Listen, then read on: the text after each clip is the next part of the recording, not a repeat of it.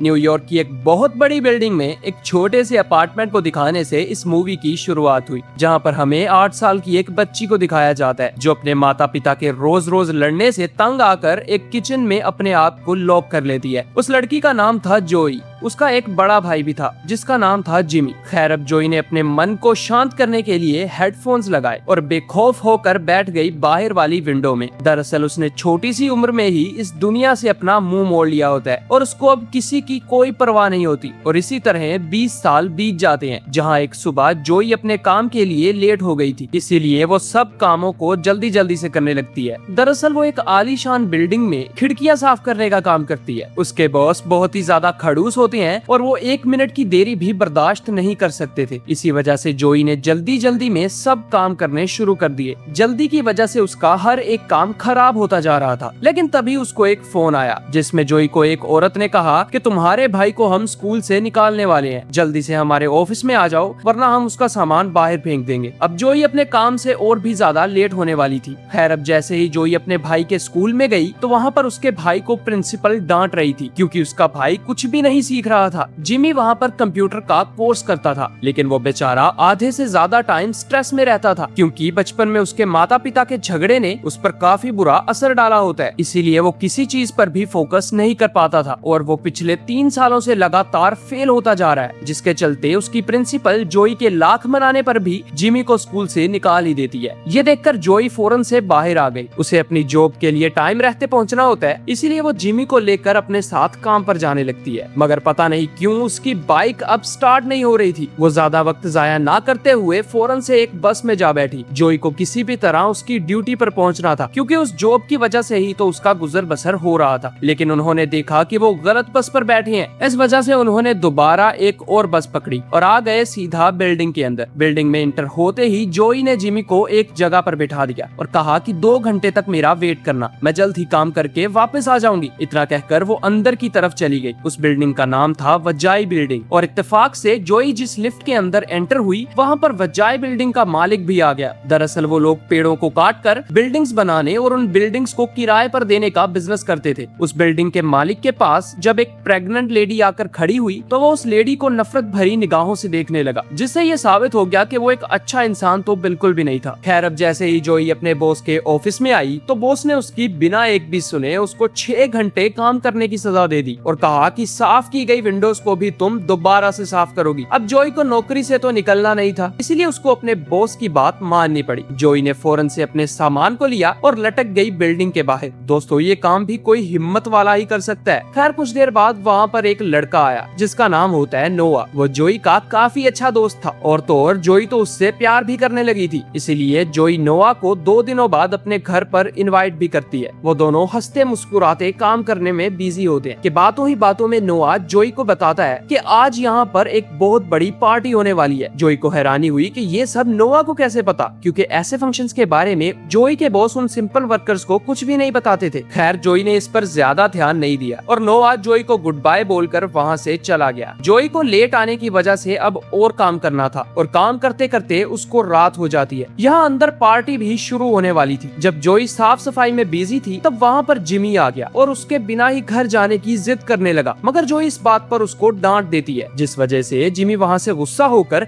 चला गया। इतने में जोई जरा पीछे हुई तो उसके पाँव पर ठोकर लगी और जोई के हाथ से स्पंज छूटकर नीचे गिर जाता है जो एक आदमी के सर पे जा लगा। तभी हम वहाँ पर 8 लोगों को देखते हैं जिन्होंने एक अजीब सा मास्क पहना हुआ था। वो लोग भी पार्टी का ही हिस्सा थे। उनको देखकर वजाई बिल्डिंग का मालिक जरा हैरान सा हो गया, मानो जैसे उसने इनको बुलाया ही ना हो। खैर, अब जोई ने अपना काम खत्म कर लिया था और वो अपने बॉस से ऊपर आने को कहती है, लेकिन इतने में कंट्रोल रूम में वही मास्क मैन आ गए जो आते ही जोई के बॉस को जान से मार देते हैं और कंप्यूटर्स को हैक करके पूरी बिल्डिंग के सिक्योरिटी सिस्टम को अपने कंट्रोल में ले लेते हैं। इधर नीचे बाकी मास्क वालों ने वहाँ पर जहरीली गैस को छोड़ दिया था और उन्होंने खुद ऑक्सीजन मास्क पहने हुए थे, जिससे देखते ही देखते वहाँ मौजूद सब लोग बेहोश होने लगे। लेकिन उन मास्क वालों ने बिल्डिंग के सबसे बड़े ओहदे वाले लोगों को ऑक्सीजन देकर होश में लाया क्योंकि वो उनके बहुत काम आने वाले थे। दूसरी तरफ जब जोई को अपने बॉस की तरफ से कोई मैसेज नहीं मिला तो वो खुद ही एक रस्सी के सहारे ऊपर चढ़ने लगी, लेकिन उसको एक कमरे में वजाए बिल्डिंग का मालिक दिखा जो नशे में टुन हुआ पड़ा था। लेकिन तभी वहाँ पर एक मास्क मैन आ गया और उसे उठाकर अपने साथ ले जाने लगा। जब उसने अपना मास्क उतारा तो जोई ये देखकर हैरान रह गई, क्योंकि वो कोई और नहीं बल्कि नोआ ही था, जिससे जोई प्यार करती थी। नोआ उसको वहाँ से लेकर चला गया। जोई को समझ आ गया कि ये लोग इस बिल्डिंग को लूटने आए हैं, इसीलिए उसने मदद के लिए जोर जोर से चिल्लाना शुरू कर दिया। मगर ऊंचाई ज्यादा होने की वजह से उस पर किसी की भी नजर नहीं जाती। उसने तारों की मदद से कुछ चिंगारियां पैदा की, मगर इसका भी कोई फायदा ना हुआ। अब अंदर जब मास्क वाले सभी लोगों को एक जगह पर बैठा देते हैं, तब वो उनको अपने मकसद के बारे में बताने लगे। उनका मकसद इस तरह के कारोबार को बंद करना था। जैसे कि ये बिल्डिंग सबसे बड़ी थी, इसीलिए वो उन सब से एक स्टेटमेंट रिकॉर्ड करवाना चाहते थे, जिसमें वो सब इस बात को कबूल करेंगे कि उनकी वजह से हर रोज कई इंसानों की जान जाती है। लेकिन उन मास्क वालों का एक रूल था कि वो किसी भी हालत में किसी भी इंसान को नुकसान नहीं पहुंचाएंगे। उन मास्क वालों के कहने के बावजूद भी बिल्डिंग का मालिक ऐसा करने पर मना करता है। इसीलिए नोआ को गुस्सा आ गया और उसने एक एम्प्लॉय के मुंह में शराब की बोतल घुसा दी और उसको बिल्डिंग के मालिक के सामने ही जान से मार डाला। ये देखकर नोआ पर उसका बॉस बहुत गुस्सा होता है और उससे कहता है कि तुम इंसानों को मार कर बाकी इंसानों को बचाओगे क्या यही तुम्हारा मकसद है? उनकी बातचीत चल ही रही थी कि इतने में बिल्डिंग का हेड मौका देखकर वहाँ से भागने लगा। नोआ ने उसका पीछा करना स्टार्ट कर दिया, लेकिन अचानक से उसके सामने जोई आ गई। नोआ उसकी तरफ देखकर मुस्कुराया और अपनी पार्टनर से उसको ऊपर खींचने का बोला और बिना कुछ बोले ही चला गया बिल्डिंग के मालिक को ढूंढने। अब जोई को कोई ना कोई हल निकालना होगा, वरना वो ऊपर जाते ही मारी जाएगी। इसीलिए जोई ने प्लेटफॉर्म की चेन के अंदर स्क्रू ड्राइवर को घुसा दिया और उसको जैम कर डाला। अब वो फिर से उसी कमरे के बाहर आ रुकी जहाँ बिल्डिंग का मालिक छुप कर आया था। उसके पीछे पीछे नोआ का बॉस भी आ जाता है और उसको अपने साथ चलने का कहने लगा। लेकिन जैसा कि बिल्डिंग के मालिक को पता था कि ये कौन सा मुझे मारने वाले हैं, इसीलिए वो जाने से मना कर देता है। नोआ को ये देखकर बहुत ज्यादा गुस्सा आता है और वो उस पर गन तान देता है, लेकिन उसका बॉस उसको ऐसा करने से रोक देता है, जिस पर नोआ ने अपने बॉस को ही शूट कर डाला और उन सबको भी मरवा दिया जो उसके बॉस के वफादार थे। खैर, उसने बिल्डिंग के मालिक की टांग में भी एक गोली मारी ताकि वो दोबारा से भागने वाली गंदी हरकत ना करे। यहाँ गोलियों की आवाज सुनकर पुलिस भी उस बिल्डिंग को चारों तरफ से घेर लेती है और एक हेलीकॉप्टर जोई के ठीक पीछे आकर उसे हाथ ऊपर करने का बोलता है। जोई उनको कुछ कह पाती इससे पहले ही उसको पुलिस डिपार्टमेंट की हेड का फोन आया। वो जोई से कहती है कि अगर तुम उनके साथ नहीं मिली हुई तो कुछ मत करना, बस यही खड़ी रहना। इतना कहकर उसने फोन काट दिया। यहाँ अंदर नोआ ने सभी होस्टेजेस की छातियों पर बॉम्ब लगा दिया और उस बॉम्ब के बटन को एक घड़ी की मदद से अपने साथ जोड़ लिया। अब अगर नोआ की सांसें रुकती हैं और घड़ी उस पर ही हुई तो वो बॉम्ब एक ही झटके में फट जाएगा और वो बिल्डिंग तबाह बर्बाद होकर रह जाएगी। इसीलिए अब पुलिस वालों को नोआ को जिंदा ही पकड़ना होगा। यहाँ वो सभी एम्प्लॉयज का कन्फेशन रिकॉर्ड कर रहे थे, जिसको इंटरनेट पर अपलोड करने से वजाए बिल्डिंग की रेपुटेशन मिट्टी में मिल जाएगी और वो कंपनी ठप पड़ जाएगी। साथ ही साथ नोआ को पुलिस की तरफ से डेप्यूटी की कॉल आई, जिसमें नोआ ने उससे कहा कि जो कमांडोज तुम बिल्डिंग के पीछे से भेजने वाली हो उनको पहली फुर्सत में ही पीछे बुला लो, वरना वहाँ एक इतना बड़ा ब्लास्ट होगा जिसको तुम देख नहीं पाओगी। ये सुनकर डेप्यूटी ने सभी सोल्जर्स को पीछे बुला लिया, मगर नोआ इतना जालिम था कि उसने उन कमांडोज को फिर भी बम से उड़ा डाला और फोन कट कर दिया। उसने फौरन से एक बॉम्ब को रस्सी के सहारे जोई की तरफ भेजना शुरू कर दिया, जिसको जोई भी देख लेती है। जोई फौरन से उस प्लेटफॉर्म को छोड़कर बिल्डिंग के दूसरे किनारे की तरफ जाने लगी। बॉम्ब भी आहिस्ता आहिस्ता करके नीचे आता जा रहा था। इससे पहले कि वो बॉम्ब की चपेट में आ जाती, वो बिल्डिंग के दूसरे किनारे पर पहुंची गई और बॉम्ब फटने की वजह से वो पूरा प्लेटफॉर्म तबाह हो गया। जोई बेचारी मरते मरते बची। अब पुलिस के स्नाइपर्स ने उस बिल्डिंग में सुराख करने की कोशिश की, मगर वो ग्लास बहुत ही ज्यादा मजबूत होने की वजह से गोलियों का सामना कर लेता है, लेकिन गोलियों की वजह से वो कांच कमजोर भी हो चुका था। इस मौके का फायदा उठाते हुए जिमी ने उस ग्लास को तोड़ दिया और जोई को अंदर खींच लिया। वो एक दूसरे से कुछ कह पाते इससे पहले ही उनके पीछे 3 मास्क मैन लग गए, जिनसे भागते भागते वो दोनों एक रूम में आ जाते हैं और वो एक एक करके उन तीनों से लड़ना स्टार्ट कर देते हैं। जोई और जिमी ने दोनों आदमियों को आखिरकार मार ही दिया, मगर एक लड़की जोई पर शूट करने वाली थी, लेकिन वक्त रहते जिमी ने वहाँ पर एक ग्रेनेड की मदद से ब्लास्ट कर दिया, जिससे वो लड़की मारी गई। अब वो लोग आए सीधा सर्वर रूम में, जहाँ पर मास्क मैन के 2 आदमी मौजूद थे। जोई ने फौरन से उन दोनों आदमियों को शूट किया और चली गई सीधा सर्वर रूम के अंदर। अब जैसा कि जिमी ने कंप्यूटर कोर्स किया हुआ था और वो हर तरह का सिस्टम चलाना जानता था, इसीलिए उसने नोआ के सभी रिकॉर्ड किए हुए कन्फेशंस को डिलीट कर दिया। इतने में ही वहाँ अंदर कमांडोज आ गए और आते ही उन सब मास्क मैन वालों को मारने लगे और हॉस्टेजेस पर लगे बॉम्ब को डिफ्यूज करने का तरीका ढूंढने लगे। यहाँ दूसरी तरफ जोई नोआ को ढूंढने जाती है और खुशकिस्मती से नोआ उसे मिल भी जाता जाता है। नोआ उसे ऐसा करने से मना करता है और कहता है कि इन कमीनों की वजह से कई इंसान मारे जा रहे हैं। नोआ कहती है इन सब का फैसला करना तुम्हारा हक बिल्कुल भी नहीं बनता। मगर नोआ जोई पर फौरन से टूट पड़ता है और उन दोनों के बीच एक शानदार लड़ाई शुरू हो जाती है। काफी देर लड़ने के बाद जोई नोआ को नीचे गिराने में कामयाब हो गई, लेकिन नोआ ने अभी भी एक तार को पकड़ रखा था। नोआ ने कहा कि अगर मैं मरा तो ये बिल्डिंग भी तबाह होकर मिट्टी में मिल जाएगी, भलाई इसी में है कि तुम मुझे ऊपर खींच लो। लेकिन जोई ने बड़ी चालाकी से उसके हाथ पर से वो घड़ी पहले ही उतार ली थी और उसकी एक भी सुने बिना उसको नीचे गिराकर मार डाला और सबको मरने से बचा लिया। पुलिस ने सभी होस्टेजेस को सही सलामत बाहर निकाल लिया और पुलिस डिपार्टमेंट की हेड जोई का शुक्रिया अदा करती है और उसको $5 मिलियन